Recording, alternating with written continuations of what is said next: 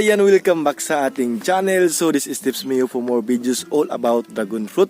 Go on my playlist and please subscribe and follow me on Facebook page. So now for this video is mag-update po tayo sa bunga namin sa mga dragon fruit this year 2021. Today is February 6. It's a Sunday. So ipakita ko sa inyo guys yung 6 na bunga ng dragon fruit, no? Last year na bunga po is only 1 lang. Pero ngayon, 6. So, meaning to say is mas marami yung first dragon fruit flower bunga this year 2022 sa last year 2021. So, ngayon, ipakita ko sa inyo guys, no? So, sa mga hindi pa nakaalam guys, yung dragon fruit is tinatawag din na Hanaluluquid dahil ito ay namumulaklak tuwing gabi. At saka first dragon fruit na nagtanim dito sa ating Pilipinas is sa Cavite. Ayan, at saka ito ay nagmula noon, ito ay nadiskubrihan doon sa Mexico at saka Southern America. So yan, ano pang hinihintay natin guys? Punta tayo kasi nandito na po tayo sa area kung saan makikita natin yung first dragon fruit flower dito sa aming farm. So let's start, let's go!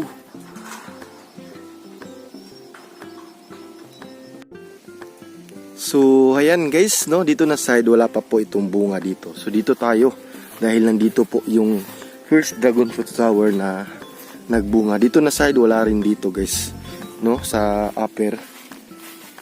So, dito tayo.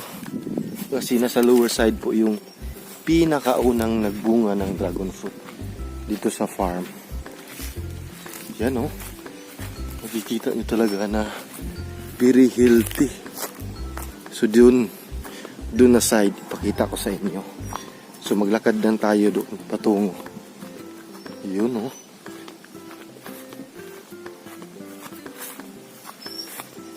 Ayan.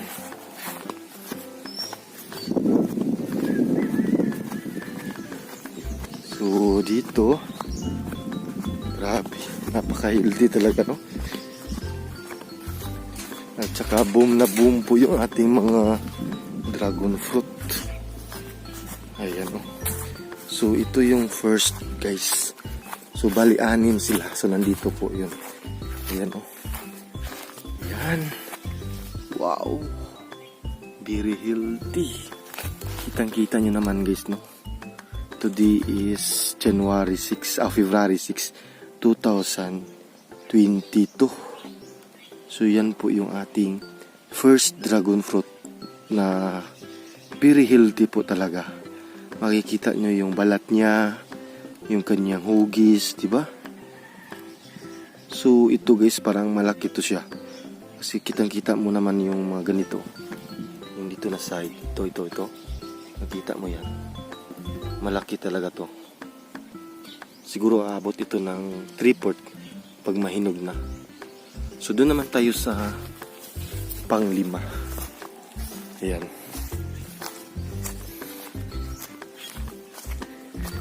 So ito yung pangalawa. Yan. So ito naman guys, kita nyo yan, very healthy talaga, no? Makikita mo na ang healthy niya. Grabe, napaka-healthy talaga. So yan po yung ating pangalawa. So punta tayo sa ating pangatlo na dragon fruit na bunga. First dragon fruit na bunga dito sa aming farm, sa pinatrabahoan ni Tips Mio. Ayan, so dito tayo kasi nandito yun eh. Dito yun na side. Ayan.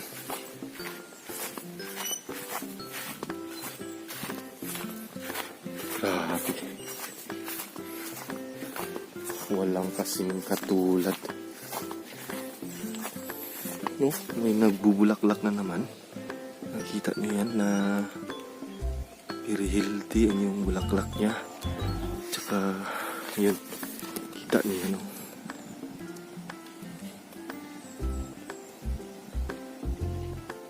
Diba? So, ito tayo. Ito yung pangatlo niyang bunga sa ating first dragon fruit flowers. Yan. Ito naman yung pang-apat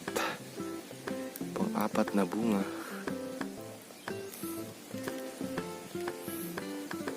Grabe. Isa, dalawa, so apat.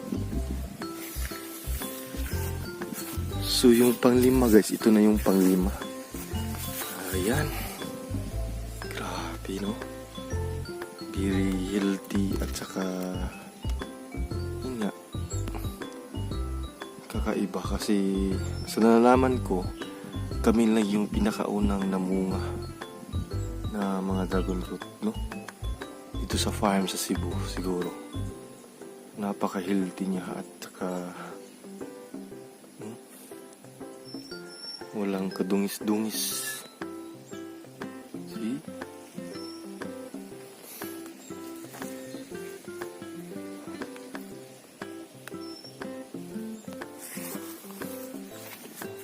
Pupunta tayo dun sa pang-anim. Nandito yun. Yung pang-anim. Ayan. Isa-isahin talaga natin guys para at least makikita ninyo no, yung update natin. Hindi ako nagbibiro, hindi ako nanluluko, no? Imagine this year 6 kabunga, nung last year 1 lang, pero ngayon grabe, na-miss ako at namangha kasi nung una first dragon fruit flower namin sa 2021 is 1 lang, pero ngayon is 6 na. So ito na yung pang-6 or pang-last one.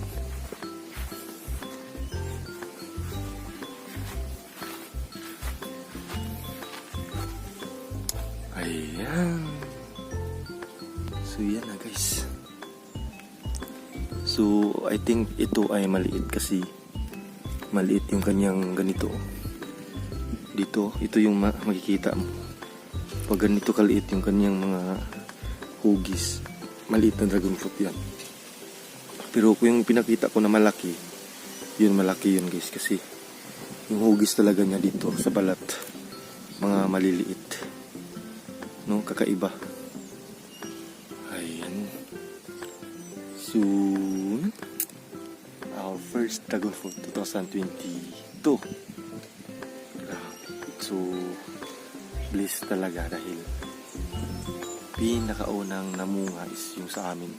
Sa lahat ng nagbunga dito sa Cebu, kami yung pinakaunang nagbunga ng dragon fruit. Yun.